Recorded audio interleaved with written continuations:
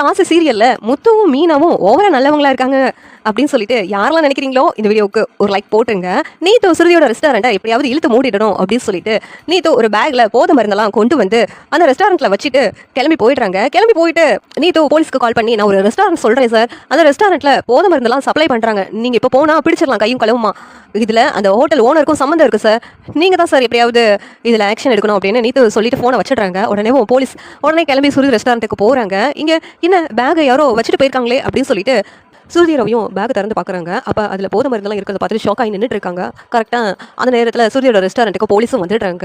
உடனே சுருதி ரவியும் ஷாக் ஆகி நின்றுட்டு இருக்காங்க. யாரோ வேணுனே தான் பண்ண மாதிரி இருக்குது அப்படின்னு சுருதி சொல்லிக்கிட்டு இருக்காங்க. இந்த நேரத்தில் போலீஸ் வந்துட்டு இந்த ரெஸ்டாரண்ட்டில் போதை மருந்தை சப்ளை பண்ணுறதா எங்களுக்கு இன்ஃபர்மேஷன் வந்துச்சு, அதை செக் பண்ணிட்டு போகலான்னு தான் வந்தோம், ஆனால் கையும் களவுமா பிடிபட்டீங்க அப்படின்னு போலீஸ் சொல்கிறாங்க. உடனே சுருதி வந்துட்டு சார் இதுக்கும் இந்த ரெஸ்டாரண்ட்டுக்கும் எந்த சம்மந்தமும் இல்லை, யாரும் அவங்களுக்கு தப்பாக இன்ஃபர்மேஷன் கொடுத்துருக்காங்க, எங்களை மாட்டி விடனே இப்படி சொல்லியிருக்காங்க அப்படின்னு சுருதி சொல்லிக்கிட்டு இருக்காங்க. உடனே அப்புறம் எப்படி இங்கே வந்துச்சு இந்த போதை மருந்தெல்லாம் அப்படின்னு சொல்லிட்டு கேட்குறாங்க. சார் ஒரு நிமிஷம் இருங்க, சிசிடிவி கேமராவை செக் பண்ணி பார்த்தா தெரிஞ்சிடும் அப்படின்னு சொல்லிட்டு சிசிடிவி கேமராவை செக் பண்ணி பார்க்குறாங்க. ரவியும் நீத்து அந்த கேமராவில் பார்த்துட்டு ஷாக் ஆகி நின்றுட்டு இருக்காங்க. போலீஸ்கிட்டையும் அதை காமிக்கிறாங்க. என்னம்மா நீ வாட்டில் அவங்க கொண்டு வந்தாங்க, இதுக்கு எனக்கும் எந்த சம்மந்தம் இல்லைன்னு சொல்லிக்கிட்டு இருக்கேன், இதை எப்படி நாங்கள் நம்ப அப்படின்னு போலீஸ் கேட்குறாங்க.